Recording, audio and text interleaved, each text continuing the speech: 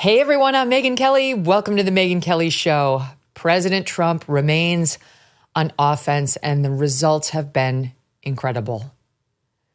I can't get over it. The days keep passing. He keeps doing more incredible things, amazing things, gifts to us, just righting the deep immoral wrongs that were done to us during the Biden administration. And we knew he was going to. He promised that he would, but aren't you so used to being disappointed by politicians? Everything's too hard. It didn't work out. The Democrats wouldn't cooperate. We get used to I guess, we tried. And what's happening, yes, it's via executive order. Yes, it can be undone by the next president. But it's something. It's progress. He's doing what he said he would do. He's fulfilling the promises he made to us. And then he will also push for the legislation. He is doing that too.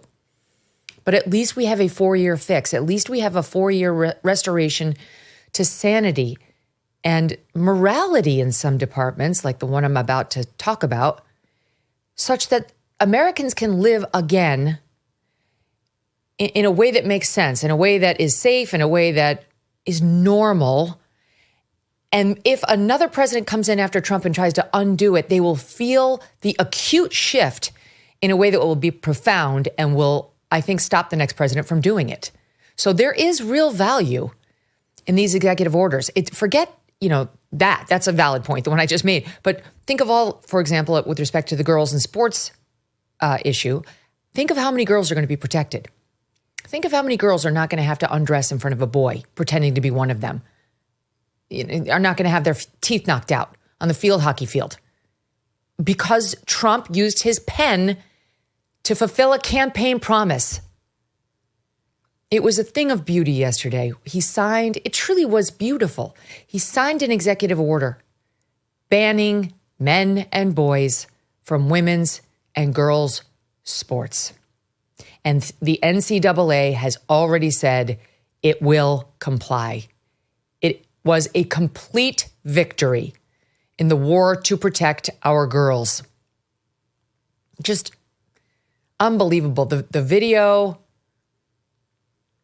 let's watch it, okay? Let's watch it because it's actually kind of emotional. And then I'm going to bring in our first guest. If you'd like to gather around me, I think I'm going to be okay. Come on. Come on.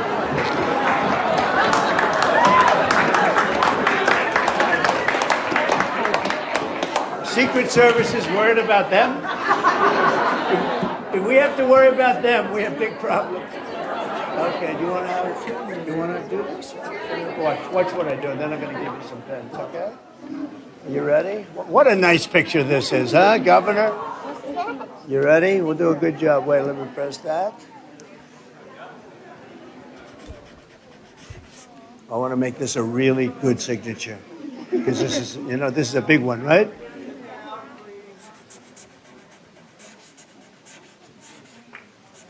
Oh, I think we have a 10. We have a 10. God bless you, Mr. President.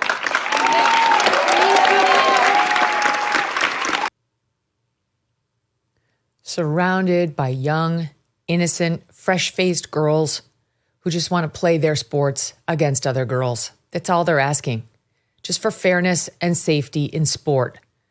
Something that for many decades has been a foregone conclusion in the wake of Title IX, but wasn't recently. Thanks to Joe Biden, that villain, and his sidekick, Kamala Harris, who actually tried to convince us she could do this job.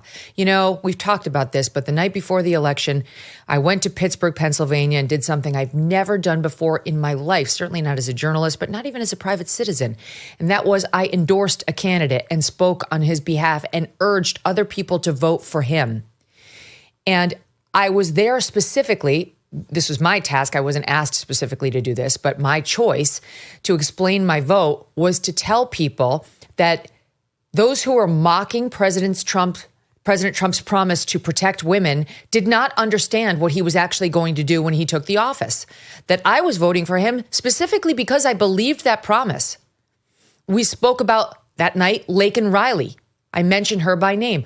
What was his first order of business The very first piece of legislation he signed into law, the Laken Riley Act, to protect other young American women and men from the crimes committed by illegals who are here, who repeatedly offend, and then in these sanctuary cities get turned right back out onto the street, which is what happened in Laken Riley's case. And now what? We've had 3 executive orders, one declaring that sex is binary. There are no trans anythings. You cannot transition from being male to female or female to male. You can pretend, you can call yourself that, do your thing. The rest of us do not have to participate in your delusion, and we will not be saying your pronouns or pretending that your delusion is anything other than unwellness.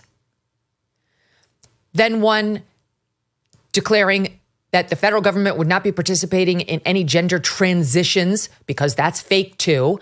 You cannot use Medicare funds or Medicaid funds to chop off the healthy genitals of children in the name of this sick ideology, nor can any institution taking government funds in any way perform these procedures and continue to accept those funds. And now we get this one that has 79% support of the American people, 67% of the Democratic Party is on the same page as Donald Trump on whether we should have boys who pretend to be girls playing in girls' sports, men who pretend to be women playing in women's sports. The answer is no. This was immoral, it was evil, and it's coming to an end. Joining me now to discuss this historic executive order and all today's news, Andrew Klavan. He's the host of The Andrew Klavan Show at the Daily Wire and author of the forthcoming book, The Kingdom of Cain, Finding God in the Literature of Darkness, which will be released in May. Don't miss a moment. Subscribe to this show on YouTube and follow me on Insta, Facebook, and X. You know how much my family and I love our dogs? Yes, even my Strudwick. I cannot imagine life without them. They've got a great life, but some dogs are not so lucky. And that's why I'm so glad to tell you about Delta Rescue, the largest no-kill, care-for-life animal sanctuary in the world. They have rescued thousands of dogs, plus cats and horses too. They provide all the animals with shelter, safety, and most of all, love. And they've been doing it for more than 45 years now. Delta Rescue relies solely on contributions to stay open, and giving can bring tax benefits too. Speak with your estate planner about how you can grow your estate while helping these animals in need. And check out the estate planning tab on their website to learn more. We love our Thunder and Strudwick, but would like other dogs who need love to find it too. Visit deltarescue.org today to learn more. That's deltarescue.org. I love the title, Andrew. It's a similar theme to what we just saw today. Not that Trump is God, but that God was present as he signed that executive order in the darkness of these past 4 years yesterday. Yeah, and you're absolutely right that even though these are EOs and we'd like to see laws passed, these are incredibly important because this is not a political movement that Trump is leading. This is a cultural movement. I mean, it's even in some sense a cultural revolution, if I can borrow a phrase from our old friend Chairman Mao. I mean, this is the complete destruction of a way of thinking that has been imposed on us, not just through the Biden administration. He was kind of the worst of it, but he was also the end of it. This is 30, 40 years of a way of thinking that is it absolutely makes sense. And what Trump is doing is he's doing exactly what the left has so expertly done to us. The left knows how to basically, what Scott Adams, the Dilbert guy, calls talk past the sale. Talk past the important point. So they get us into an argument about whether a transgender person can use a girl's bathroom or play in a girl's sport. And while we're fighting about that, we've already lost the argument because we've already accepted that there is such a thing as a person who can transition from one sex to another, which there's not. And because Trump is such an expert at the culture, he's not an expert at politics, he's an expert at the culture. He understood that just by gathering those little girls and young ladies around him, he was showing us a picture of what we have been told to forget, that these are our women. These are our future mothers of a generation that I won't even get to see be born. These are wives of people who haven't even met them yet. These are the people that we cherish as women. And for years, we've been taught that women can only feel that they've accomplished something if they accomplish something as men. And that means that somebody who is a man who dresses up like them is essentially actually can replace them.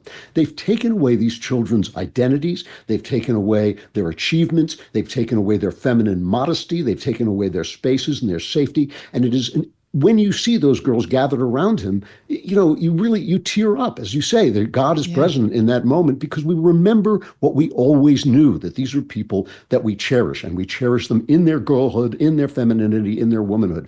All this stuff that has grown up recently, these Andrew Tate clowns and Pearl Davis who tell us we hate each other, these are all distortions forced on us by leftist feminism, by this idea that women are not valuable as women, they're only valuable as make-believe men. And so we've kind of been taught, we've got this anger in us, especially younger men. I think they have this anger and this idea that we are at war with one another. That's never been true. That has never been true in any human civilization. In any successful human civilization, men and women cherish each other. They actually respect each other. They understand that they're different and have different roles and different strengths. And they understand that they're complementary. And all of that was wiped away until finally we found ourselves actually allowing people with penises to walk in to girls' locker rooms and bathrooms. I mean, it was a kind of insanity. 15% of the so-called women in women's prisons are men. And I mean, this is the kind of madness that we've been talked into, instead of basically living on our common sense, our ability to know what we know. I mean, it's really interesting when my friend, Matt Walsh at the Daily Wire made that film, What is a Woman? The answer was not as easy to come up with as you might think, because a woman is a whole thing. A woman is not just a body. It's not just a genetic code. It's not just a shape. It is actually an entire thing that we all understand in our hearts, but can't always express. And the left has cleverly used its cultural expertise to talk us out of that knowledge. And Trump is using his equal cultural expertise, backed up by a new media that supports him, to remind us who we are, to remind us that we're men and women. We're glad we're men and women. We think it's a beautiful part of creation. It's the source of all human life. And when you see them gathered around him like that, you just think, what have we done? What were we even talking about? What kind of nightmare have we been in that we have to wake up from it like this and tell people, pass orders saying you can't castrate little boys and cut off the breasts of little girls, and you can't steal their spaces and their sports. And it's an amazing moment and a genuine transition. And I think it will last far longer than the usual executive orders. I love everything you said. I'm feeling like I feel euphoric about it. I feel emotional about it. I feel a lot for the girls who have been hurt over the past 4 years, who, all these trans lobbyists are like, trans people exist, don't erase our existence. They erase the pain of girls just like that. They just pretend it didn't happen. I referenced that night in Pittsburgh, and it was, for me, it was a big deal to go and do that. I've never done that before, and it was really important to me to do it. If I could convince any of my fellow women, because I know that there are a lot of Democrat women who were kind of open-minded to Trump because of issues like this, who were still being told he was Hitler, who were still being told he hated women. And I felt in my heart that if I could speak to them, if I could reassure them that even notwithstanding my weird past with Trump, I was fully on board in supporting him, and that they needed to see him through this different lens. They needed to understand he really would protect us. He really would. And that absolute cretin Chris Cuomo then mocked me for saying I needed to be protected by Donald Trump. I do want Donald Trump to protect me with laws that enforce, for example, our immigration policies. And I do want him to protect my 13-year-old daughter, Chris Cuomo. So go fuck yourself if you don't understand that.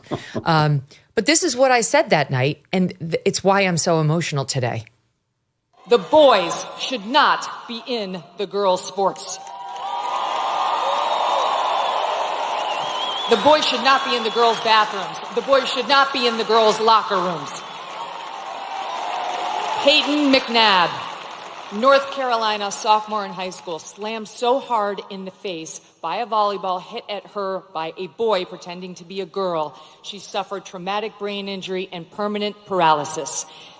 Kamala Harris looks at her and says, be kind, suck it up. And that's what's right. Why do our girls have to face brain damage in order to be kind to boys who want to invade their sports? And lo and behold, he did it. He stepped in there. He's been in office 2 weeks and 2 days, and he signed this executive order. Therefore, it is the policy of the United States to rescind all funds from educational programs that deprive women and girls of fair athletic opportunities. I'm feeling emotional about it, which results in the endangerment, humiliation, and silencing of women and girls and deprives them of privacy. It shall also be the policy of the United States to oppose male competitive participation in women's sports more broadly as a matter of safety, fairness, dignity, and truth, directing that this Secretary of Education take all appropriate action to affirmatively protect all female athletic opportunities and all female locker rooms, and to prioritize Title IX enforcement actions against any educational institution that denies female students an equal opportunity to participate in sports or athletic events by requiring them to compete against or appear unclothed before males. What a day, Andrew. What a day. He did it. It's an amazing thing. You know, when you really think about it, especially after the advent of Christianity, every Western civilization has been built upon the protection of women. The idea that women don't need special protections is simply a nonsense. It's not insulting to say when you have people who are stronger than you, who want what you've got, when you have the fact that you can conceive of and deliver children who need to be protected and who make you more vulnerable because you're the one who has to protect them. Entire societies all throughout the West since Christianity have been built upon protecting women and making sure they have lives. The marriage laws that feminists, fall on the fainting couch over were invented by churchmen to basically say, no, you can't just kidnap a woman and carry her off and impregnate her. You have to actually commit. If she's going to be faithful to you, you've got to be faithful to her. Entire networks of philosophy and society are all based on that. And the left just thought, we'll turn that off now and it'll be fine. And what, of course, happens, of course, women are victimized. And it's kind of bizarre that a guy like Trump, who has been a playboy and all that and has said, insensitive things, should be the guy to fix it. But it's also kind of appropriate because one of the things that has happened is among the intelligentsia, the commentariat, is that they make fun of Trump for the way he talks, the kind of bluntness that he has. He's not an intellectual. He has no philosophy. And one friend of mine once called him the guy at the end of the bar. And I said, when you've plunged into a time of madness, the guy at the end of the bar has a lot to say because all he's doing is talking common sense. And when Trump promised during his inaugural speech, and he promised we're going to have a golden age of common sense, that's what we're looking for. Because again, Megyn, we do know these things. We do know what women are. We do know basically what they need in order to live a full, healthy, normal life. We built our civilization around that protection. It's been the wonder of the world. I mean, it is the wonder of the world, the way women have been treated in modern Western society. When you compare society before that, of course, there were flaws, and of course, there were things that had to be staggered forward toward and grasped. But it is an amazing thing that has happened, not just in America, but in Europe in the 19th century. The rights that women have secured, the protection that they have, and the entire civilizational network built to protect them. And the left just wanted to sweep it away like it was nothing. And when you see Trump with those girls around them, and I have a daughter, and you do, and you understand that this is urgently important. This is all of us should be. This is not a male-female idea. This is something that all of us as civilized, Western, Christian-based people should care about down to our toes. And it was a tremendously moving moment and only part of this cultural revolution that Trump is overseeing. It's a beautiful, beautiful thing. That he's overseeing and that ushered him into office. Here he is, just a bit more from the man himself, as he declared the EO. Shot one. This was one of the big reasons that we all won, and it's one of the big reasons that we had a landslide like they haven't seen before, very often anyway. And who could forget last year's Paris Olympics, where a male boxer stole the women's gold medal after brutalizing his female opponent so viciously that she had to forfeit just after 46 seconds, and she was a championship fighter. And actually, they had two people that transitioned, and both of them won gold medals, and they won them very convincingly. But all of that ends today because with this executive order, the war on women's sports is over. It's amazing. It's huge progress. It's not going to apply to private schools that don't take federal money, or to independent sports. It doesn't govern the Olympics. It doesn't govern, whatever, pick your sport that men are invading. That's another battle. And it's an executive order, and we still need to sign the law. The law that we just had Senator Tuberville on the other day, who introduced this legislation. And it keeps getting kicked out, keeps getting buried, even by Republican leadership right now in the Senate, which we're trying to pressure them into having a vote on this thing. It's called the Protect Women and Girls in Sports Act. So we need a law. The Republicans control the House, the Senate, and the White House. There's no reason we can't have a law. This issue has 79% support of the American people, 67% of Democrats. Here's CNN's Harry Enton laying out the numbers yesterday. I think these numbers are really illuminating on this topic, because I just think there's such a clear trend among the American public. So transgender female athletes in women's sports, only 18% of the country says that they should be, in fact, allowed to participate in women's sports. Compare this to the opposition. I mean, my goodness gracious, 79%. You rarely get 79% of the country to agree on anything, but they do, in fact, agree on the idea of opposing transgender female athletes in women's sports. As he points out, what does this country agree on? Name another issue that we're 79% in agreement on. I don't think you can find one, really. Maybe like how we felt about Betty White, right? Like, it has to be something that generic and non-controversial. This is extremely controversial the other way. To do this is extremely controversial. And it's amazing to me. We're actually going to be joined by Senator Ron Johnson after you, because he's on our side on this. And I'm going to ask him what he thinks. But this is the fact that Republican leadership won't let this come out for a vote in a Republican-controlled Senate. Why not? What Republican would ever vote against it? And why are we afraid of making the Democrats go on record with their no votes when almost 70% of their own caucus, their own voters, agree with you and me and Ron Johnson on it? Because the Republicans haven't caught on yet to the fact that the media is no longer controlling the narrative. The mainstream or legacy media is no longer controlling the narrative. They're so used to being cowed and frightened and whipped by this circle of media that surrounds Washington, D.C., that they don't understand that nobody cares what they think anymore. Nobody cares what the New York Times opinion is anymore. It literally does not matter.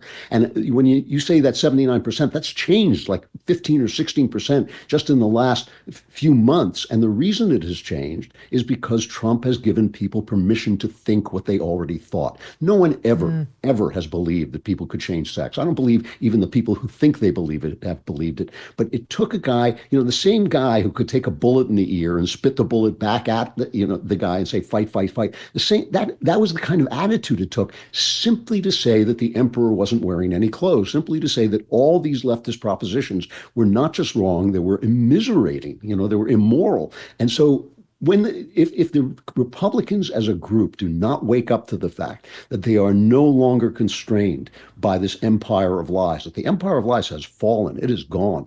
If they don't catch on to that, they're going to be replaced. They're going to be pushed out in primaries. They're going to absolutely disappear. This is a different party. It's a different Republican Party. There may be parts of that Republican Party I don't like as a kind of mainstream conservative, but that's fine. This is it's picking up. It's a populist movement in the sense that it is following the will of the people. And in this case, the will of the people awakened by Donald Trump and other people who have had the courage to speak their minds, like you, they're actually saying what's simple, basic truth that's right in front of them. And I think if the Republicans cannot bring this into law, they're out of their minds, because I think if they actually bring it forward, even some of the Democrats are going to have to go along. Yes. I mean, talk about a no-brainer. I want to pick up on your comment about the assassination attempt in 1 second.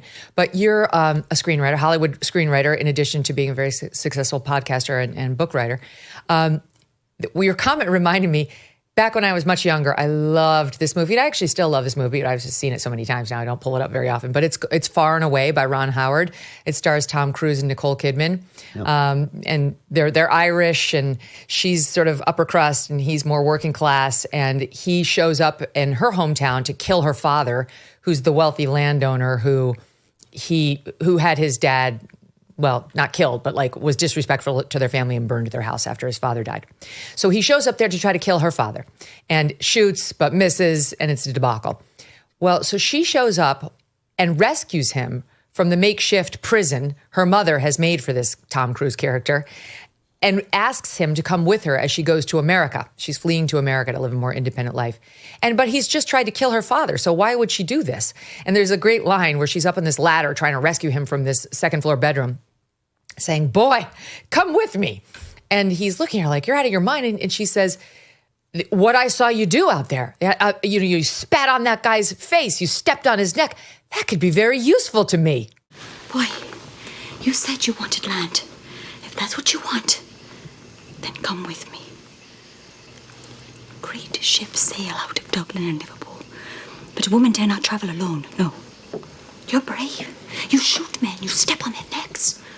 When I saw that, I realized you could be very useful to me. And that's how you have to look at Trump, even if you hate him, which I don't. But I'm just saying, like, this is what people need to recognize.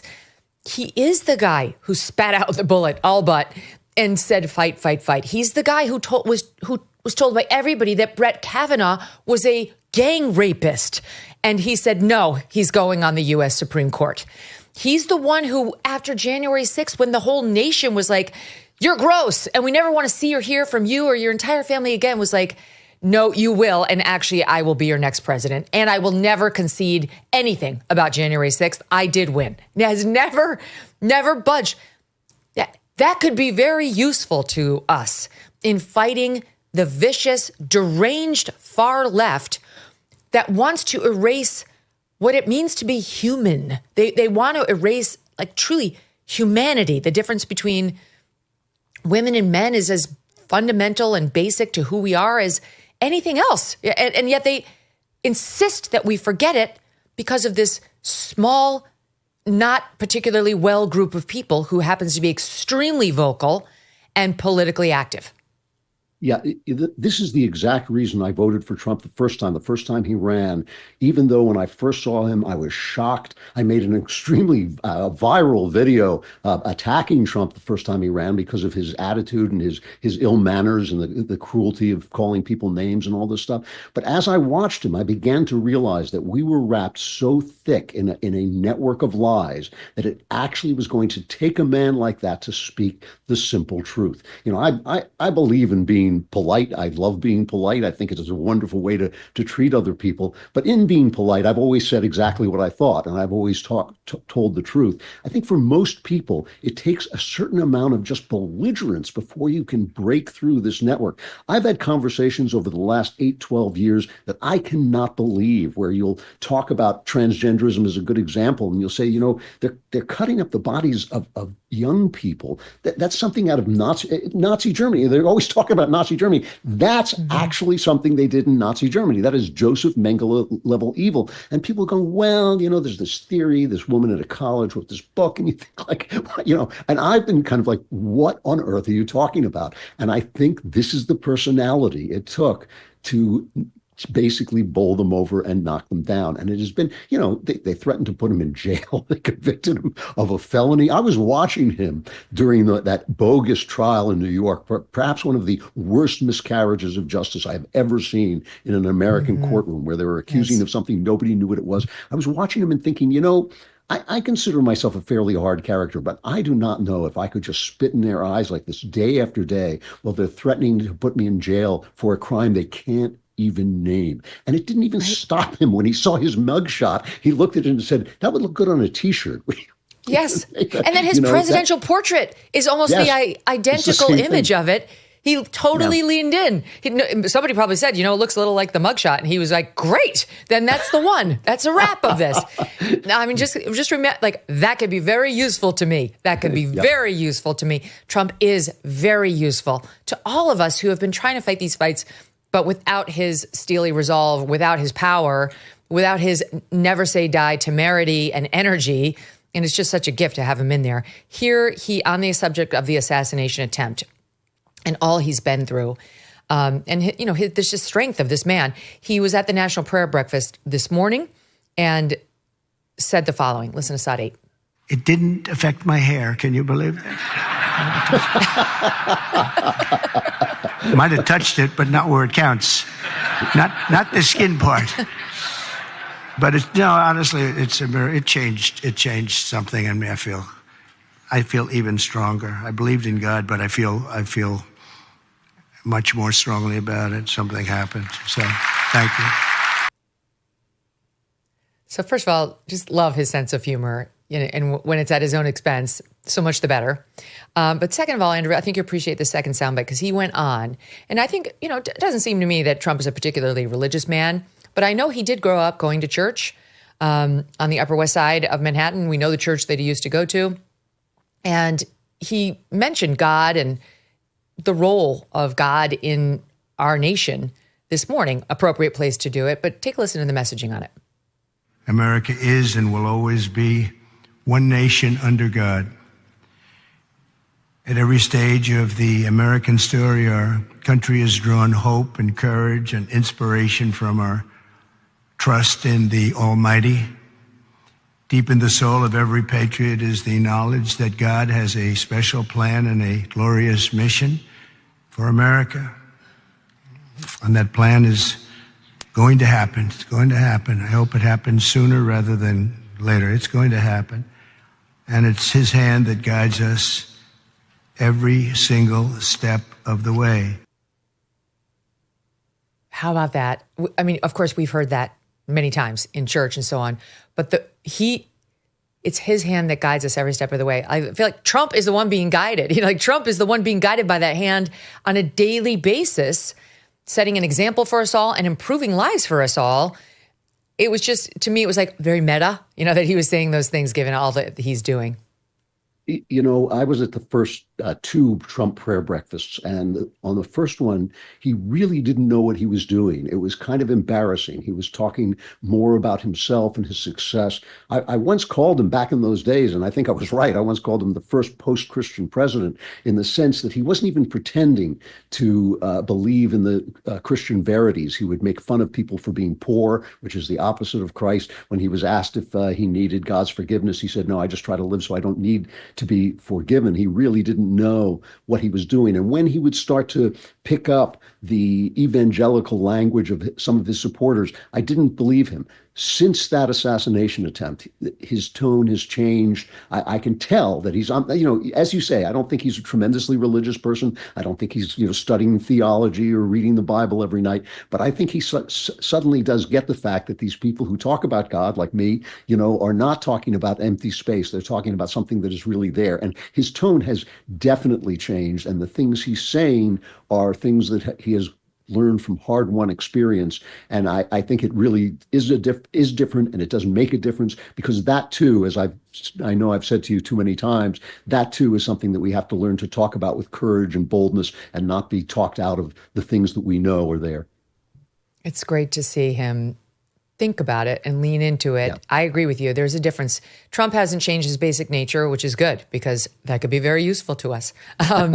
But There's definitely been a softening, I think, of him as a human, in that he seems a bit more loving. He seems a bit more serene. He's still a fighter, all the things, but he has this other side now that we never saw much of publicly, even if we were trying to cover him fairly and not as part of the fake news hating media.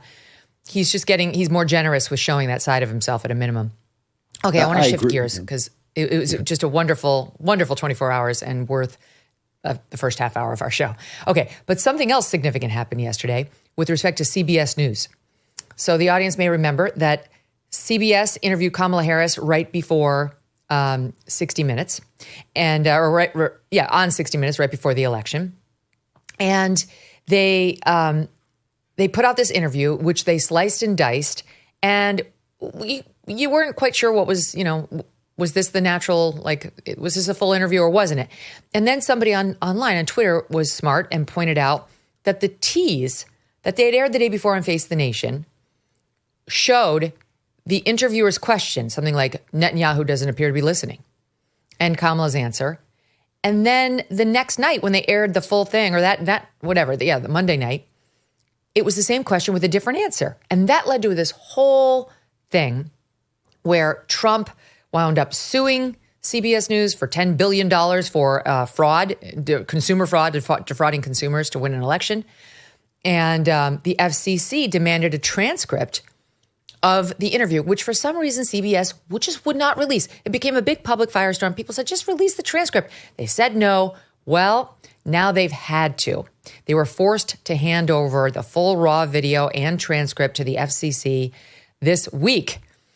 So it turns out now we know the full sit down with Kamala was just over 50 minutes. And what they ultimately aired was a cut down version that was about 20 minutes in length. Now, that is typical for 60 Minutes.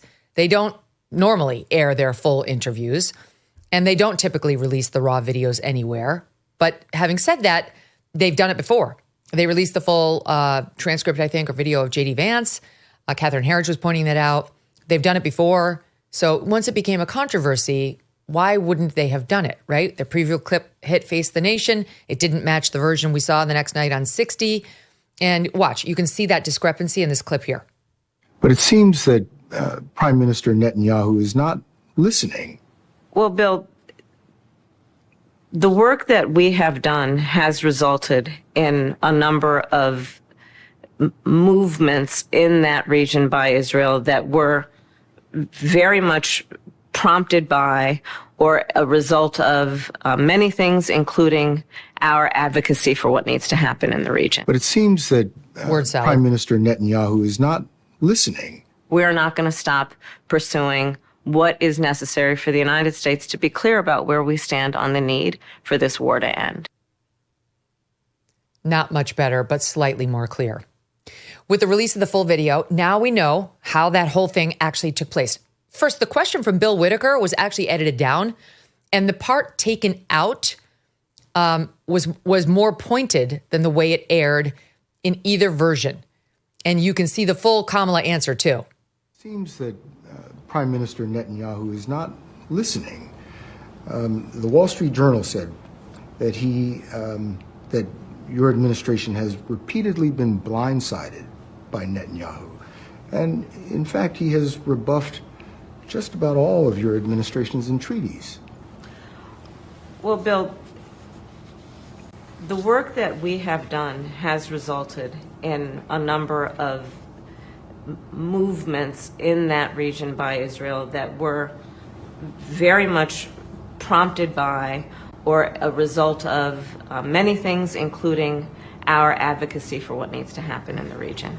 And we're not going to stop doing that. We're not going to stop pursuing what is necessary for the United States to be clear about where we stand on the need for this war to end.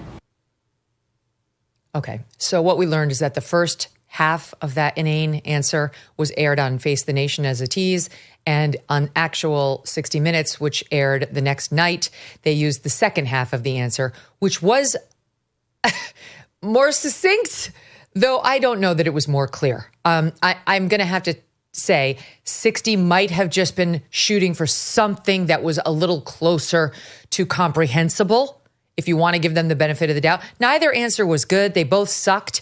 But now we do know that there wasn't more inanity stuck inside the answer. There were just those two bits of inanity, and they chose one for Face the Nation and one for 60. Okay, but there's more.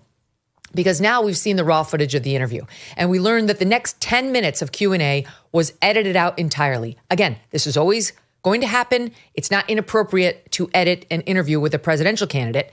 That is the format of 60. And most of us, if have limited time and limited airspace to put our interviews up in this kind of thing, in like a pre-taped setting with somebody who's important. Not now because I'm on podcast, but back when I was on, the cable news or the broadcast news. But look here at what we never got to see. We are a people who have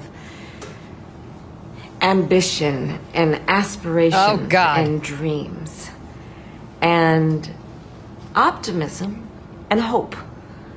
If you look at the character of who we are and how we have achieved the strength that we have achieved, I believe in large part it is because of our character and our belief in the promise of America. And I'm running for president because I want to do everything that is possible to create an opportunity for people to achieve those goals, those ambitions, and those dreams. Okay, so she said absolutely nothing. You guys all know how many times we heard those stupid phrases, meaningless, out of her mouth. You can make the argument that, okay, they didn't need to include it because everybody's heard her say it. But you tell me whether it's putting the thumb on the scale editorially to take that out. In essence, you could make the case that you're running cover for her because she is showing what an empty vessel she is, that this is all she's got. This is a major, supposed to be substantive sit down. And that's what she fills it with.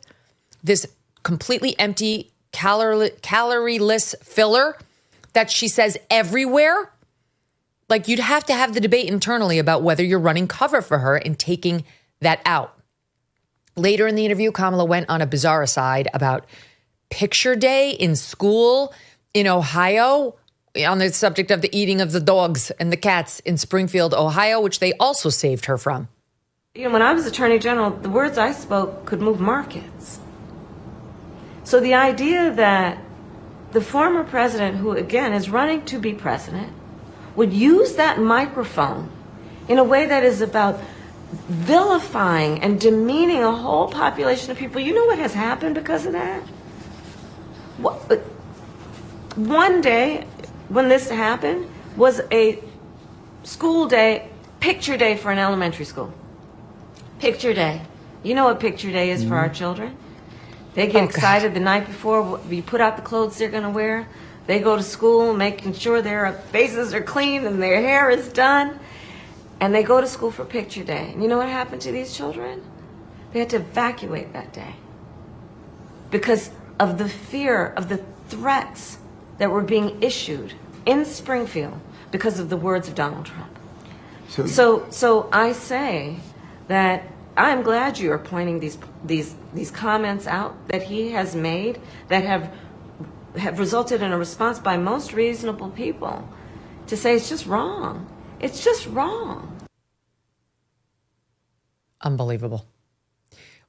That's where she went. Words have such power.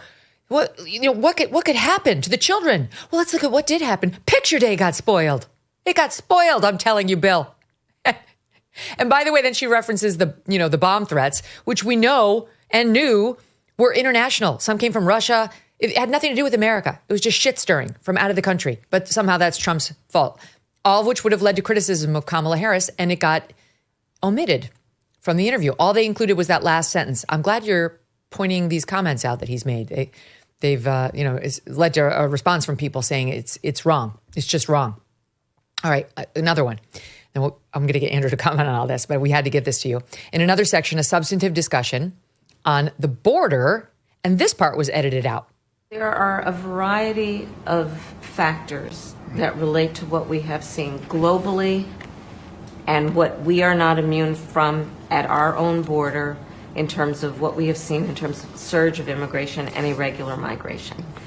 And there are solutions at hand, but we've got to have leaders who are solution-oriented, which we've been and are, and I am going forward, instead of leaders who want to make it a problem they can run on. She's a know-nothing. So, Andrew Klavan, was it election interference, as some on the right claim, including President Trump this morning? Just your typical 60 minutes cut down? Or them, my own vote is like, it's not, I'm not surprised that all the edits they made were to her benefit.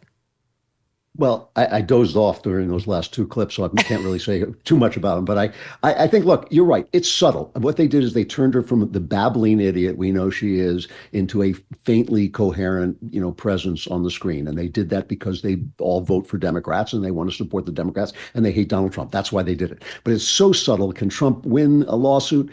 Probably not. Maybe they'll settle, but probably not. But that doesn't matter. These people need to be shamed. There is no bigger criminal element in our country than the American legacy news media. They have really done us dirt. And as far as I'm concerned, each and every one of them should be paraded naked through the streets like in Game of Thrones while we throw, rotten vegetables at them and cry shame, shame, shame, because what they have done is they've made it almost impossible to hold anybody to account. They have basically cut off the flow of a politician does something wrong, the reporter exposes the fact that he's wrong, he has to pay price for it either legally or at the voting booth. That's the way a democracy is supposed to work, and it can't work without a free press, and we simply have not had a free press. If you look at this country since Obama was president, there's just been no penalty for bad actions. I mean, the IRS takes after Republicans, conservatives, nobody gets fired. Oh, there was not a scintilla of corruption there. Forget about it, because the press isn't looking into it. The press isn't exploring anything except how bad Donald Trump is. Most of those stories were lies. So now you have the press that isn't even held to account. They tell us that Biden is sharp as a tack. Nothing. Nobody quits. They tell us that, there was Russian collusion, and then they give themselves Pulitzer Prizes for essentially elevating a Hillary Clinton dirty trick. They tell us that the Hunter Biden laptop isn't real, and we have to therefore, censor any reporter who explores the fact that it is real. All of this stuff has been going on to cut off the people from any sense of reality. And I think it has played into the left's ability to tell us that boys can be girls. It's played into the left's ability to basically do the kind of terrible things that Elon Musk is exploring in our U.S. foreign aid. All of those things they've been allowed to do because the press just will not do its job. You actually have young reporters saying, we don't need to tell the facts, we need to tell the truth. And you say, honey, if you don't know the facts, you can't get at the truth. You don't know what the truth is until you get the facts and until you report the facts and let the people figure out what the truth is. They've been demonizing Fox, and I know you've had your experiences with Fox News, but there is more real news on 1 hour of the Bret Baier special report show than there is on the rest of the media, for a week. And the fact that they have been able to do these things without ever being held to account, it is to me glorious to see people being fired now, reporters being fired and replaced, because they truly deserve it. These guys truly deserve to be shamed. So can Trump win this suit against CBS? I kind of doubt it, but it doesn't matter. Expose what they're going to settle it. Yeah, they may well. They're going to settle it because CBS News, Paramount is trying to merge with this other group, and they need government approval. So he's going to wind up getting another donation to his presidential library, I'm sure. Listen, I've got to get to this before you go. You predicted the Bianca Censore nudity at the Grammys. I mean, almost exactly. Here you were, January 3rd, long before the Grammys aired, on your show, The Andrew Klavan Show. Watch. I predict that a starlet will show up at a French film festival wearing a completely transparent dress, and a news site will describe the outfit as shocking, even though no one is shocked or even particularly interested.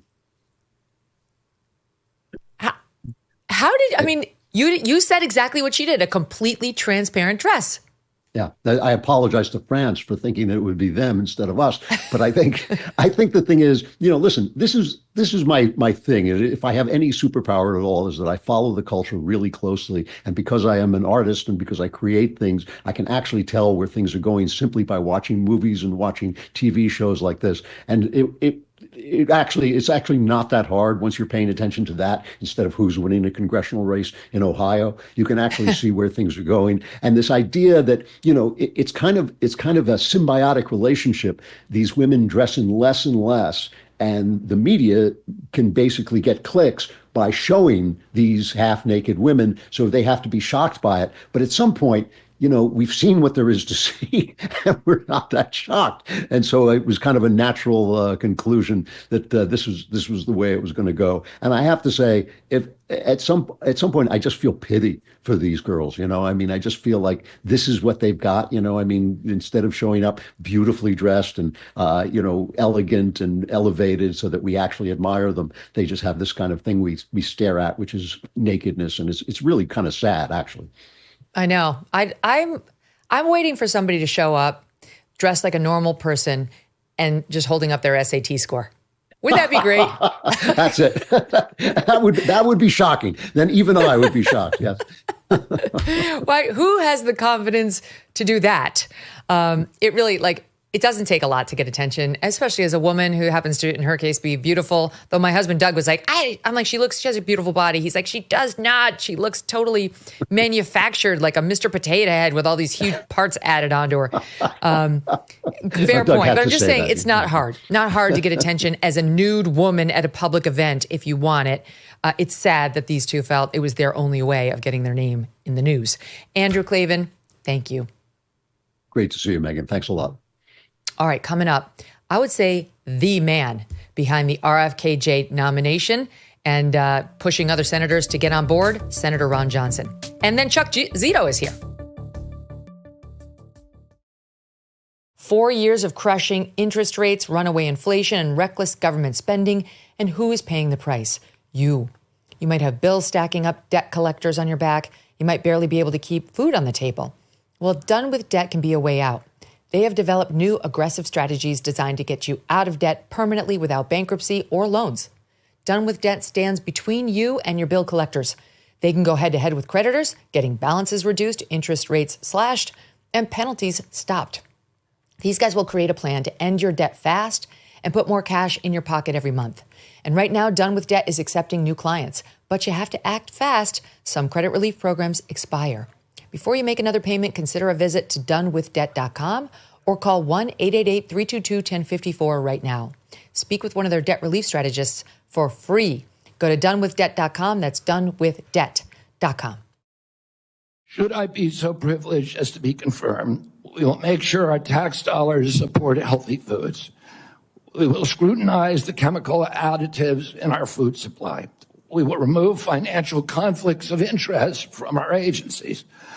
We will create an honest, unbiased, gold standard science at HHS, accountable to the president, to Congress, and to the American people. We will reverse the chronic disease epidemic and put the nation back on the road to good health. Godspeed, Bobby Kennedy. Let's hope you can do it. Welcome back to the Megyn Kelly Show. Robert F. Kennedy Jr. was voted through the Finance Committee this week along party lines, 14-13. That means he will be headed for the Senate floor for a full vote, though that vote has not yet been scheduled. Reports are that it will likely happen next week. Will he make it? Joining me now with his prediction, U.S. Senator Ron Johnson of the great state of Wisconsin. Senator, welcome back.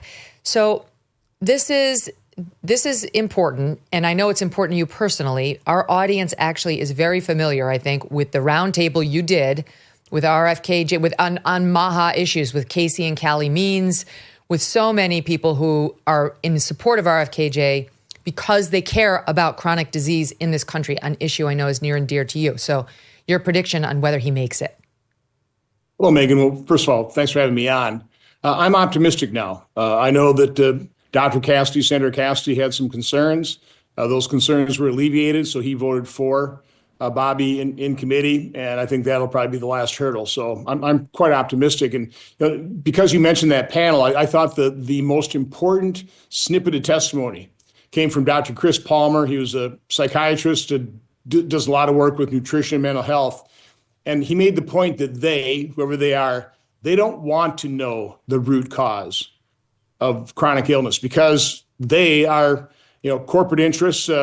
And if one of their ingredients, a herbicide, a pesticide, a pharmaceutical, a drug, if it's a contributing factor or a cause of chronic illness or autism, that will disrupt their multi-billion-dollar business model. And of Bobby's testimony, I thought the fact he said he spent the last few decades, suing these agencies. He has a PhD in corporate capture, which is why he is exactly the right person at the right moment in time here, because the American public, in a completely nonpartisan fashion, they want to know what is causing chronic illness. They want to know what is causing the devastation of autism. I was thrilled to see Cassidy vote yes. I want to say again, thank you to the audience of this show, because we gave out his contact information. And I'm sure his phones were ringing a lot, but I think they made the difference, because it's not that often that a barrage of people start calling a U.S. Senator's office or emailing the office. And indeed, Politico has a report out this week saying Cassidy acknowledged that his phone was ringing off the hook with calls from supporters of Kennedy and his MAHA movement. So right on. our listeners and viewers, you made a difference. And America and your kids hopefully will be healthier as a result of it. I want to ask you about Cassidy, though. He sure did say that he extracted a lot of promises from Bobby in order to get the yes vote. We have some of this on camera. Let's watch. He and I would have an unprecedentedly close, collaborative working relationship. We will meet or speak multiple times a month. He will maintain the Centers for Disease Control and Prevention's Advisory Committee on Immunization Practices recommendations without changes. CDC will not remove statements on their website pointing out that vaccines do not cause autism. But my support is built on assurances that this will not have to be a concern, and that he and I can work together to build an agenda to make America healthy again. So he seems to be saying there that they're going to be super close, or they're going to talk several times a month, that he promised that the immunization schedule recommended by the CDC will not change. That is controversial, just the schedule, not pulling vaccines, but the schedule. And lastly, that he will not pull down the statement that the vaccines don't cause autism. So what do you make of that? Well, first of all, Senator Cassidy is chairman of the Health, Education, Labor, and Pension Committee. So I would expect that chairman of the committee would be in touch with the secretary of HHS frequently. So as I listen to what, supposedly concessions, I don't really view them as many concessions whatsoever. I know Bobby quite well. I've gotten to know him. We fought the same battle in terms of bringing truth to the American public during COVID, and he's very science-based. So I think his first task is to restore integrity to science. We heard President Eisenhower in his farewell address. The second warning after the military-industrial complex was public funding of science. It was going to create a scientific and technological elite that would drive public policy. I would view that as corrupting science. Science has been corrupted. We have all kinds of evidence of that. And so Bobby's first task is to restore integrity to science. Make sure that the data is transparent, that you have everybody at the table. Science sometimes is black and white, but often it is not, particularly when you're looking at cause and effect in the complexity of a human body. So again, my guess is, Dr. Cassidy is a doctor. He can look at evidence. Bobby Kennedy looks at evidence. He knows how to read science. So our policies will follow where the science leads us, where the truth leads us. And I think both men, Dr. Cassidy and Bobby Kennedy, are going to come together on those points. So it shouldn't be controversial. I think what Bobby's saying, Bobby said he's not going to push getting rid of the MMR vaccine. Sorry, go ahead, Senator. Again, he's not going to do anything precipitously. He's going to become secretary, and then he's going to restore integrity to science and let science guide his actions. And my guess is Senator Cassidy will also allow science to guide his action. And the fact of the matter is, we have not ever tested any of these childhood vaccines against true placebos. The ingredients, for example, the aluminum adjuvant, I've learned was based on a study with 4 rabbits. One of the rabbits they lost the data on. The other ones were killed after 28 days. Autopsies performed, and the aluminum was still in their systems, in their organs. So again, that needs to be looked at. These are legitimate questions that we haven't even been allowed to ask. So Bobby Kennedy is still going to be able to ask these questions. He'll still be able to drive the science and then restore integrity to it. So again, I just don't view these as serious concessions he's making. He's going to be very open. He's going to be transparent, which these agencies have not been because they have been captured. They have been corrupted. And I don't think Senator Cassidy is going to have a problem with the transparency within these agencies. Good. Well, good on him for coming to the right decision. And sorry for all the phone calls, Senator, but you did the right thing. Not really sorry, but I'm sure it was kind of annoying. Okay. Couple of things to get to here. When I sat in that hearing, as when I sat in the Pete Hegseth hearing, I could not believe the performance by some of these Democrats, Senator. And as a member of the committee that was listening to the first day of RFKJ, I wonder what your reaction was when it spiraled down into moments like this one with Bernie Sanders. Are you supportive of this? I've had nothing to do with leadership. Are you supportive of these onesies? I'm supportive of vaccines. Are you supportive of this clothing, which is militantly anti-vaccine? What did you make of that? Well, you heard my reaction during my time to comment and question.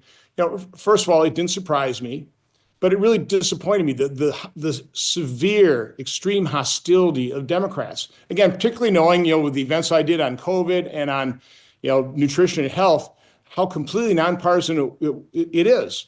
Most of the doctors in my panels were Democrats. They voted for Obama, they voted for Biden, but none of that mattered to any of us. I mean, we were focusing on an area of agreement. That's what Bobby Kennedy wants to do. So it was very disappointing from the standpoint that Democrats couldn't recognize the moment that the American people are hungering for the information. They don't want to be ill. They don't want autism rates to continue to skyrocket. They want the truth. They want solutions. And there's nothing partisan about it. And let's face it, as Bobby Kennedy said, these people used to be my friends. His name is synonymous with the Democrat Party, but they have just turned on him viciously. And that's just disappointing, particularly in light of the fact that President Trump, Bobby Kennedy set aside their differences, focused on an area of agreement, chronic illnesses, and in so doing, demonstrate not only how you solve a problem, but how you heal and unify a horribly divided nation. There are reports out this morning that the Democrats are now getting ready to vote no uniformly, all of them, on all of Trump's nominees, because this is their way. This is their new #resistance effort, because they're angry about what he's doing with executive orders, with USAID and Elon. And so now there's a movement by Chuck Schumer to have them say no to everyone from this point forward. If so, it would mean the Republicans really can't lose more than 3. So to get RFK or anybody else through, you'd have to make sure that Cassidy stays steady and that there's not another Cassidy lurking. We all know that possibly Murkowski, possibly Collins, possibly McConnell could be no's. So first, let me ask you, what do you think of that plan? And secondly, do you think that there is a different Cassidy who might surprise us and vote no against Kennedy? Because we are going to need all the Republicans, I think. No, I don't think so. And I've had conversations with others. And again, I'm pretty confident that Bobby will be confirmed, because most Republican senators have the same attitude as I have. We respect the convincing victory of President Trump. He's the one that decides who he wants serving his administration. Our job is to investigate, make sure there's nothing disqualifying their background, but if not, vote to confirm. And I think that's what'll end up happening in these cases. Plus, with Bobby, I did the initial whip count on him, and it's really interesting how the conversation went with Republicans and Democrats. They would always start out saying, there's a lot that Bobby's doing that I really agree with, that I really love, and he's alleviated those concerns, those buts. He's answered those questions, and people do realize, I think even Democrats in their hearts realize that what Bobby Kennedy wants to do is unbelievably popular with the American public. But you don't think he's going to get any Democrat votes, do you? What's that? Will he get any Democrat votes? At this point, probably not, which is disappointing. Yeah. Maybe John Fetterman. John is, comes from a purple state. He's understanding the moment. He has voted with Republicans when no other Democrat has, so possibly that. But it'd be nice. I think early on I was a little more hopeful, but again, based on the hearing, the hostility shown from even members that are generally more moderate in their at least presentation, came out pretty hostile. Well, I really hope that these Democrats, whether they vote for him or not, can get behind the MAHA movement, which is not political at all. They're Democrat moms and Republican moms and dads, for that matter, who want their kids to be safer and who want themselves to be safer. It's silly for people to prioritize this piece of our national conversation. It doesn't need to be politicized. Okay, you talked about these elites in the scientific field and how they've had we know better than you approach, and how this has been a longstanding fear in the United States. I've been watching, as you have been over the past many months, trying to get documentation from the CDC and the FDA and the National Institutes of Health on what was said internally when Fauci and the others were there about myocarditis and pericarditis and other side effects and serious risks or adverse consequences of the COVID vaccine. And I have been watching as you've been getting stonewalled and documents that are supposed to look like this, but instead look like this because they've been so redacted, totally whited out as an effort to comply with your request. So what happens now, Senator? Because now we have President Trump's team going into those organizations. Of course, RFK ideally at HHS, and then we're hoping Jay Bhattacharya at NIH, and we're hoping Marty Makary at FDA. So are we about to get the full disclosure on what they knew and when they knew it? You're aware of the fact that I have now issued what I'd consider as friendly subpoena for documents that, again, I've written over 70 oversight letters during the Biden administration and been, basically given the middle finger. So, top of the list was the last 50 pages of Anthony Fauci's emails unredacted. He released 4,000 through FOIA. They're heavily redacted, but even those were quite incriminating. We narrowed our search down to, or request down to 400. We've been allowed to go into a reading room, take notes, but make no copies. And we got down the last 50 pages. They have not shown those to us. We've been looking for those for years. So those should be produced unredacted. That'll be interesting. Plus the 17 pages of talking points. Instead of issuing a warning on the Health Alert Network on the myocarditis that they were getting reports on from Israel, for example, in the early months of 2021, right after the rollout, they were going to issue an alert on that Health Alert Network. Instead, they came up with a 17-page talking point memo. It'll be really interesting to put together all the timelines of what these federal officials were telling the public, what lies they were telling the American public versus what they actually knew behind the scenes. But we should get those 17-page talking points. That should be pretty interesting as well. But also, their proportional reporting ratios, their empirical Bayesian analysis, which should be public information, but they've kept hidden, should also be pretty revealing. So again, we already know people like Fauci, Francis Collins, these federal health officials lied to the American public repeatedly about their injections, about COVID. They didn't base things on science. They just pulled it out of the air. I think there's going to be a reckoning. I think there's going to be a lot of truth being exposed here in the next couple of months. I'll be very interested to see what you guys find. Please keep us in the loop, and we'll have you back on once you get your information back. All right, last but certainly not least, this historic executive order by President Trump today on women's and girls sports, keeping men and boys out of them. And we spoke with Coach Tuberville, Senator Tuberville, last week about why he can't get a vote on the Senate floor on his bill that would turn this exact executive order into law. We all love the 4-year reprieve from this madness, but we'd much rather have it written into a law where the next president, if it were a Democrat, could not just revoke it with a different executive order. So what is your take, Senator, on why John Thune will not schedule a vote on the Protect Women and Girls in Sports Act? Oh, my guess is merely a timing issue.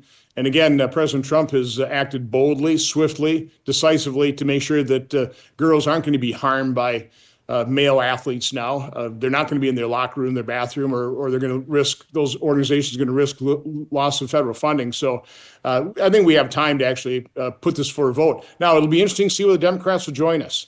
Of all the crazy, just gobsmackingly crazy agenda items of the Democrat Party, the fact that they promoted this transgenderism agenda and allowed male athletes to compete against our girls is the most, like I say, just jaw-dropping of all of them. So let's hope Democrats have seen the light and we can codify this so that the next crazy Democrat president doesn't go back to this transgenderism and put our girls and women at risk.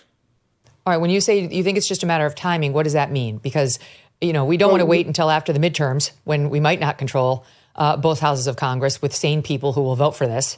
So what does that mean? Are you confident that Thune will bring it to the floor for a vote in the Senate?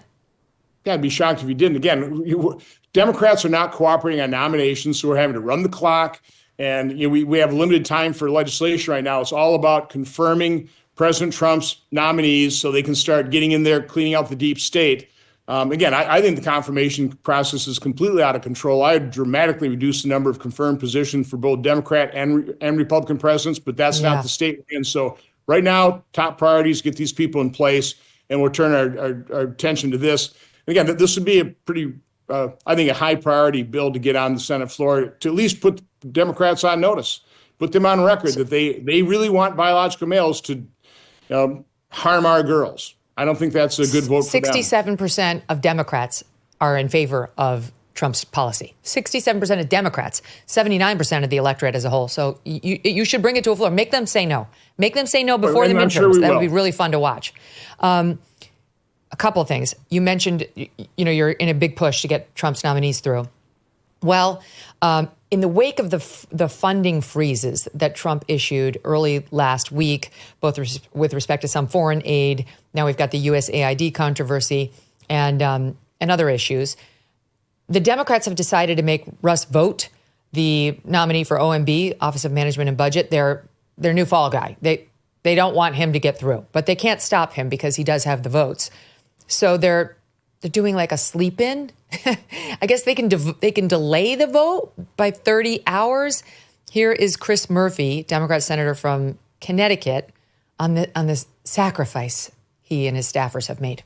I took the 2 a.m. Actually, I was on the floor about 1 a.m., so about 1 a.m. to 5 a.m. shift. I slept on my couch for about 2 hours of fitful sleep. I'm back up and headed off campus right now to talk about the danger of Trump's foreign policy. We don't rest. We don't rest. This is an urgent moment. We have days or weeks to be able to mount an effective opposition to stop this slide away from democracy. And so I thank all my colleagues who have been part of this important night, and we're going right back at it today. They don't rest. Senator, your response? Big whoop, huh? I mean, what a charade. They're not cooperating. They're dragging their feet. They're making us round the clock. But Russ Vought, by the way, one of the better, if not best, nominees for President Trump, because Russ is head of OMB. He writes the rules, the regulations to implement a lot of what President Trump is trying to do. And so he's just a key figure, highly experienced, very conservative. So I'm a big Russ Vought supporter. Are you resting on the GOP? Did you sleep on a cot? Listen, we've done some of that stuff too. But again, I'm not into feudal in general. Every now and then you just got to show your supporters you're willing to fight. That's what Democrats are doing. Like you say, big whoop. It's no big deal. Right. They're yelling into the wind, which is a cleaned up version of the way that saying normally goes. Senator, it's a pleasure. Thanks so much for being here. Thanks for having me on. Have a great day. You too. Ron Johnson, everyone. Okay, up next, Chuck Zito is here. Superstar, former Hell's Angel, bodyguard, stuntman, actor, friend of Trump. I mean, he's a man of many trades, and he is here in his full glory right after this break. Grand Canyon University, a private Christian university in beautiful Phoenix, Arizona, believes that we are endowed by our Creator with certain unalienable rights to life, liberty, and the pursuit of happiness. GCU believes in equal opportunity and that the American dream starts with purpose. By honoring your career calling, you can impact your family, friends, and your community. Change the world for good by putting others before yourself. Whether your pursuit involves a bachelor's, master's, or doctoral degree, GCU's online, on-campus, and hybrid learning environments are designed to help you achieve your unique academic, personal, and professional goals. With over 340 academic programs as of September 2024, GCU meets you where you are and provides a path to help you fulfill your dreams. The pursuit to serve others is yours. Let it flourish. Find your purpose at Grand Canyon University. Private, Christian, affordable. Visit gcu.edu. Here's a story for you. A lady named Phyllis walked into a neighborhood pharmacy in Colonia, New Jersey, and asked the pharmacist for an antioxidant cream for her wrinkles. The pharmacist said, "I'll compound one for you. Come back tomorrow." Phyllis used the cream for 3 days, went to her derm appointment, and the doctor said it looked like she'd had work done. Phyllis told everybody about the pharmacy and the pharmacist who made the magical cream. And that is, believe it or not, how Genucel was born. Since then, Genucel has shipped millions of orders, yet they still have the same philosophy of antioxidants, same natural base, and same chef in the kitchen. Celebrating 25 years, Genucel's offering the best pricing since Phyllis walked into George's Pharmacy. And just in time for Valentine's Day, save over 70% off Genucel's complete skincare package. Go to Genucel.com/MK, and as a special gift, every order includes a bonus beauty box with 2 skincare bestsellers, plus free priority shipping.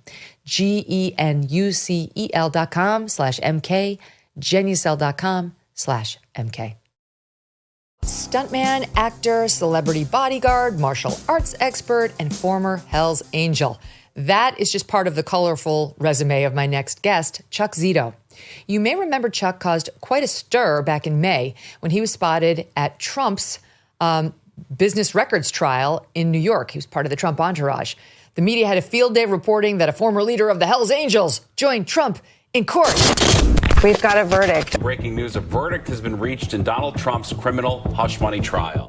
Whether or not they were focusing on Trump's entourage, it's hard to tell. I will say, just as an observer in the courtroom, the entourage today is colorful. You know, if you look at the entourage today, you see Alan Dershowitz, you see Chuck Zito, the former president of the Hells Angels. This is a show of force.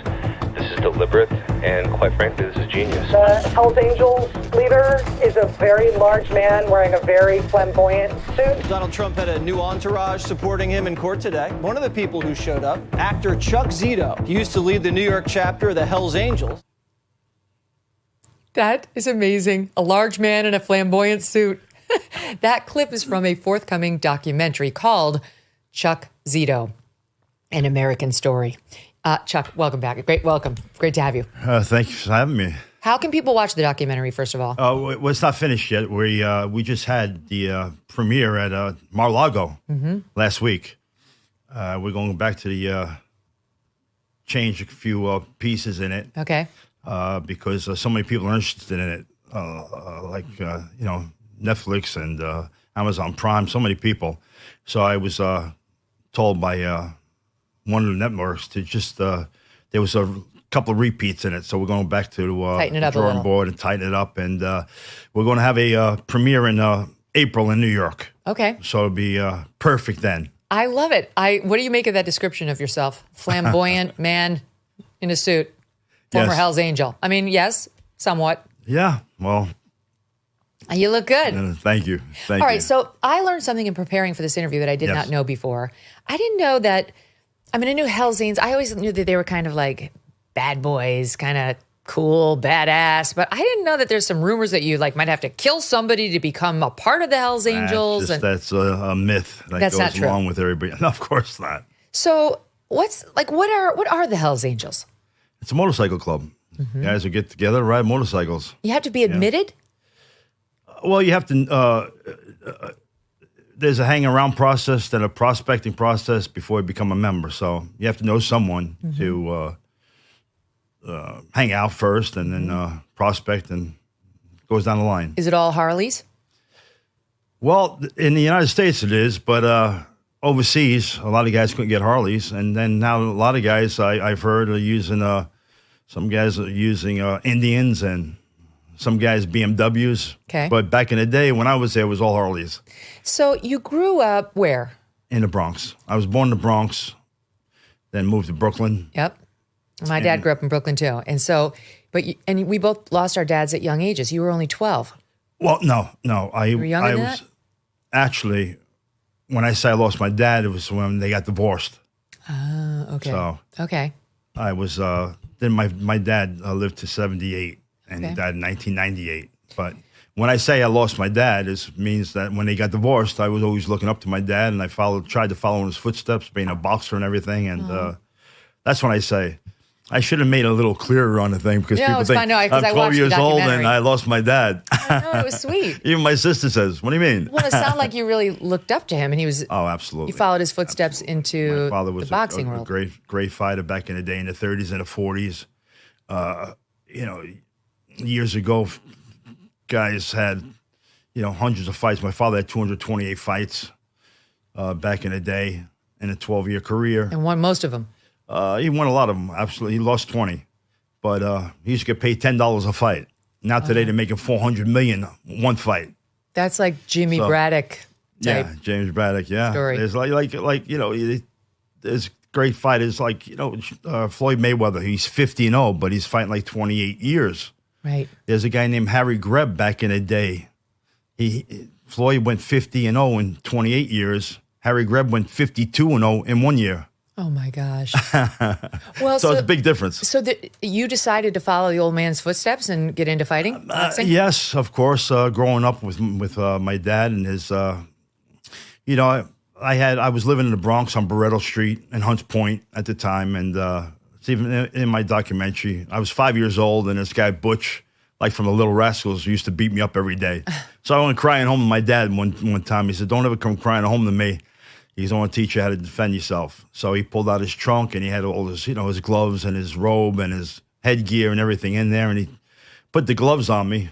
The gloves went up to my elbows. Aw. And he got on his knees and started teaching me how to box. You learn from the best. Yeah. So I noticed too, because there's a big group today that's very into mixed martial arts and jiu-jitsu in particular. Yes. People are loving. I know Joe Rogan loves it. I know Jocko Willink, he came on the show and said he believes we should all have our kids learning jiu-jitsu. Absolutely. Not just for the physical, nature of it and the self-defense, but the discipline, the mental discipline that comes with it. And the respect. And how many black belts do you have? I've trained 8 different styles of martial arts. I first, after seeing Bruce Lee in the Green Hornet, I said I want to be like Bruce. So I went down to Aaron Brank's karate studio in New York City and started taking White Crane and Tiger Claw Kung Fu with Mr. Chin. From there, you're very impressionable. You saw the dad did the boxing, you did the boxing, and you saw the Bruce Lee. I'm glad you didn't watch Tootsie too many times when you were. Every time I saw someone like, Steve Reeves, he had, was, I think, the greatest body. I saw him in Hercules Unchained. Oh. And I said, I want to look like Steve. And you love Superman too, right? Superman. Didn't I read that? Mighty Mouse. I used to watch that Superman show every day after school. It was in black and white. They'd run the reruns. Yes. And with the original. Now George it would Reeves. look so dated to us, right? But it was great at the time. But, all right, so you start doing the jiu-jitsu or you start taking the martial arts? I boxed for a long time.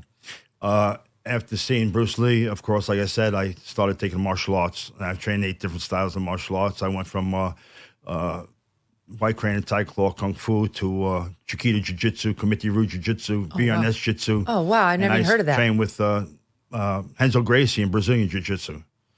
So, do you have a favorite of those? Like if I'm going to have my kids take Jiu-Jitsu, which one?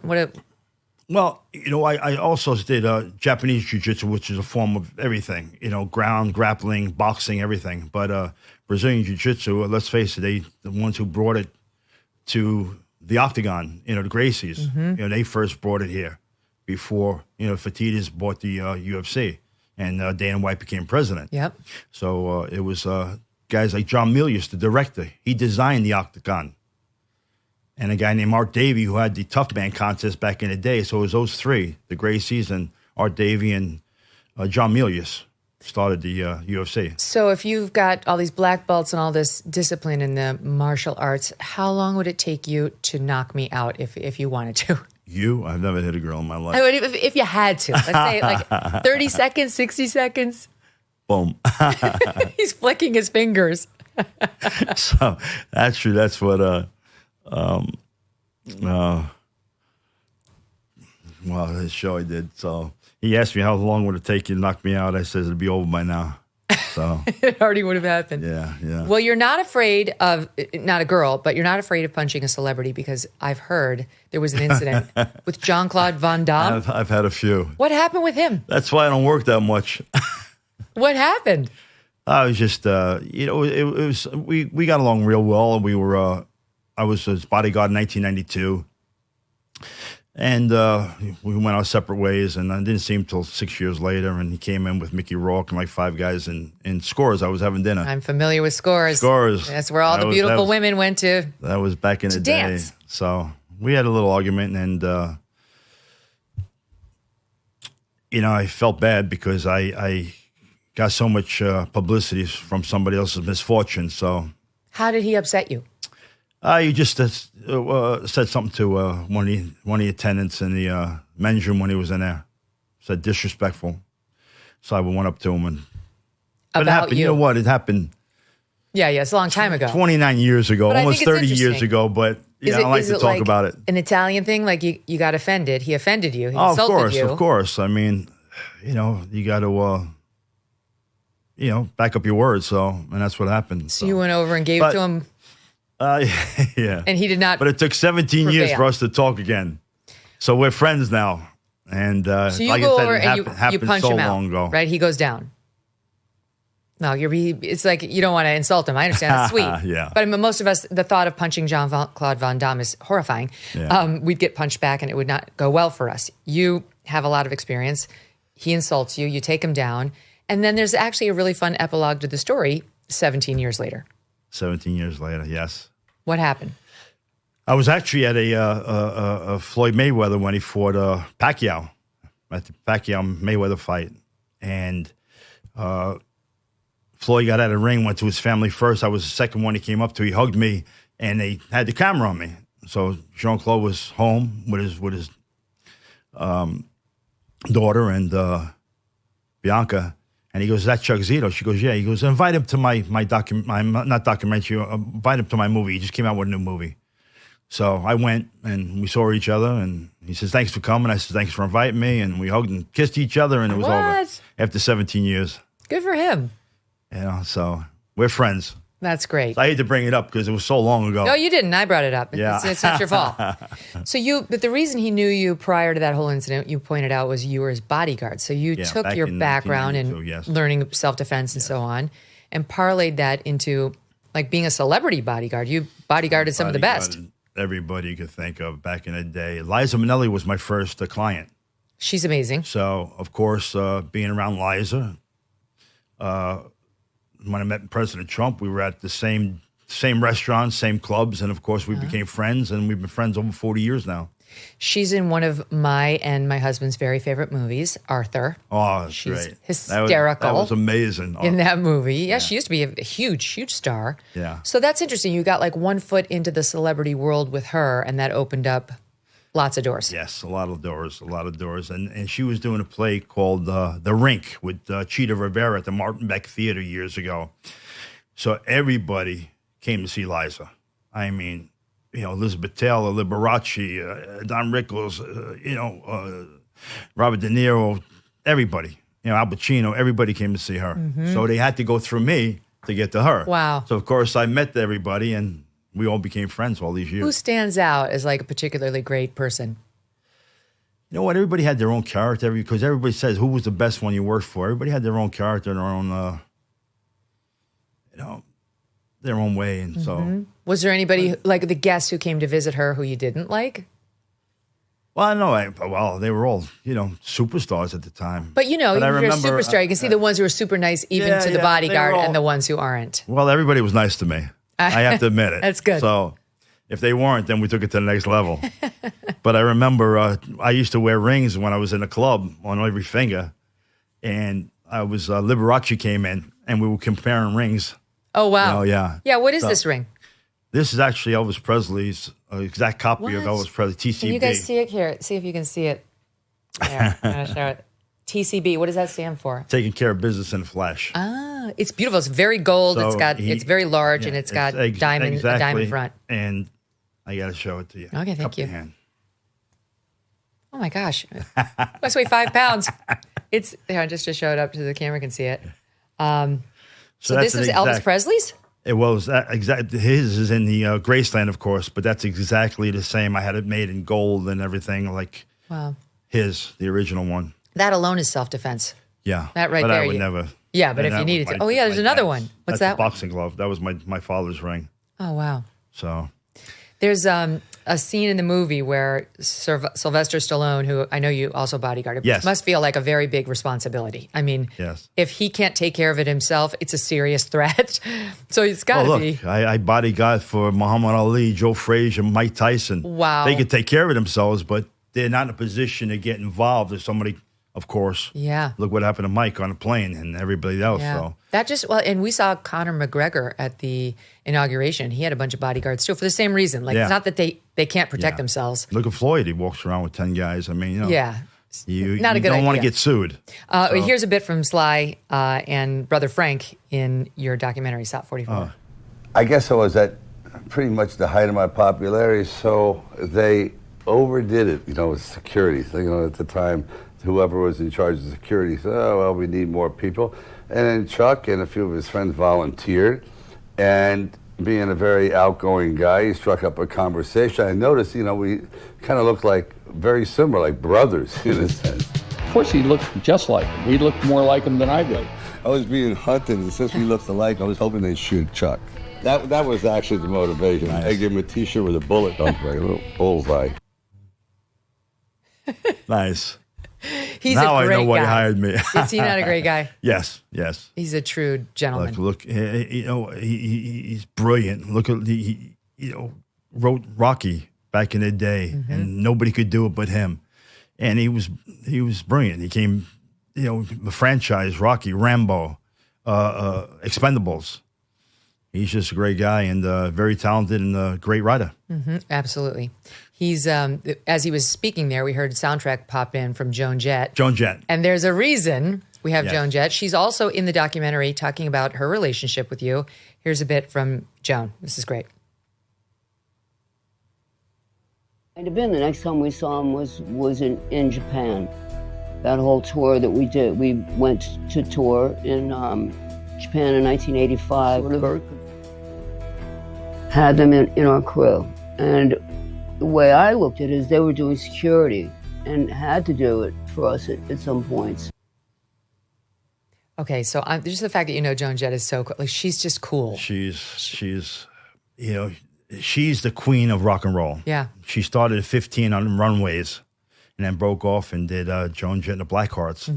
And All of her music is still turn up the dial. oh, absolutely. Absolutely. And she does all the music for my documentary.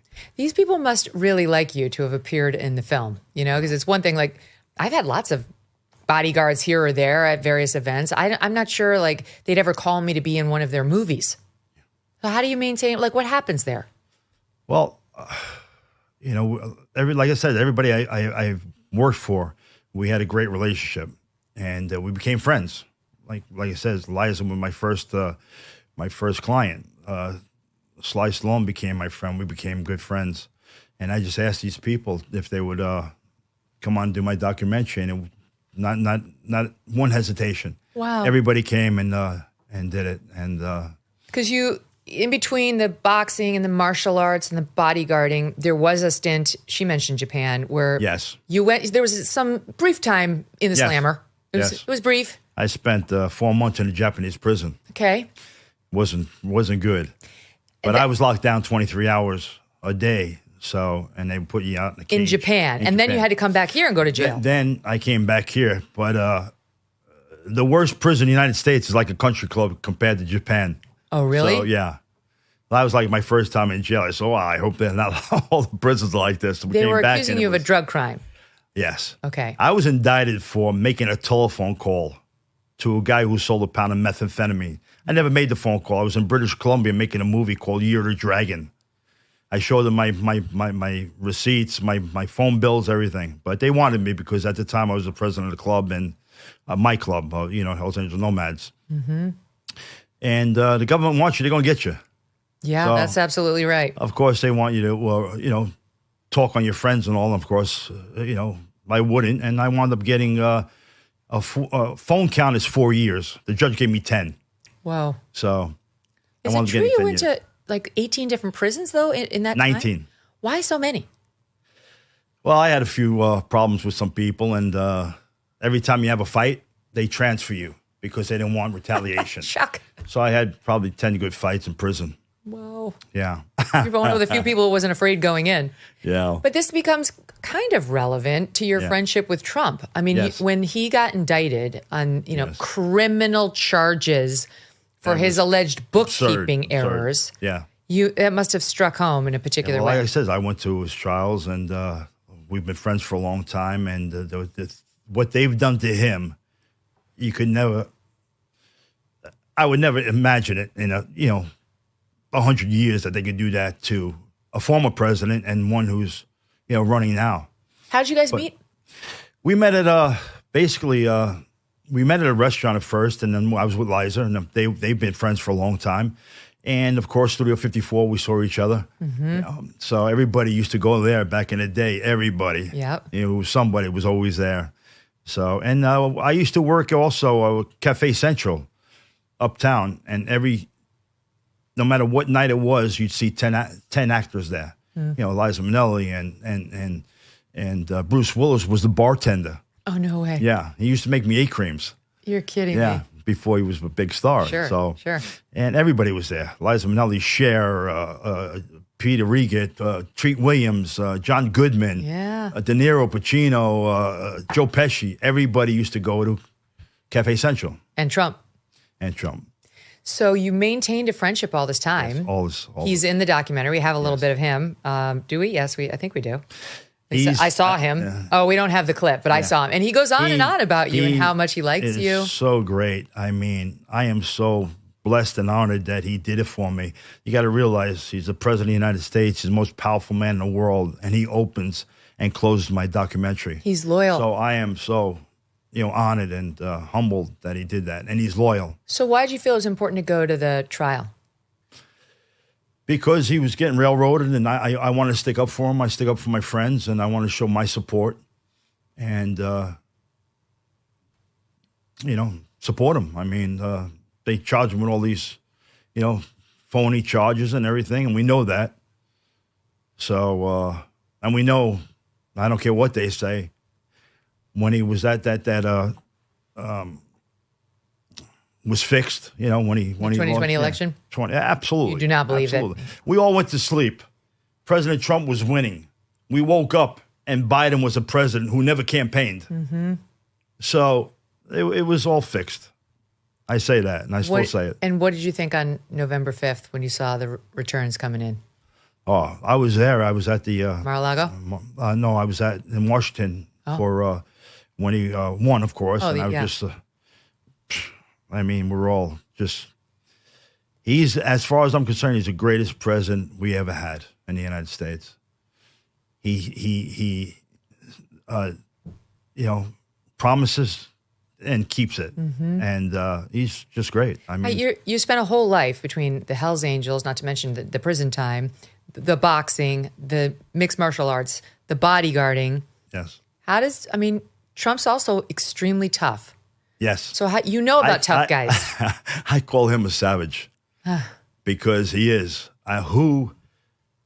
Any other president or anybody else who gets shot, they'd be under that counter there. And that he got up, he said, wait, when he put up fight. He's just, there's nobody like him. He's just so, nothing phases him. Mm-hmm. And they tried, and you know what, when I'm crazy, it gets me that people say it was staged. Oh, it's infuriating. And you know what? Corey Compatore lost his life shielding his family. That's right. The other two guys were shot also.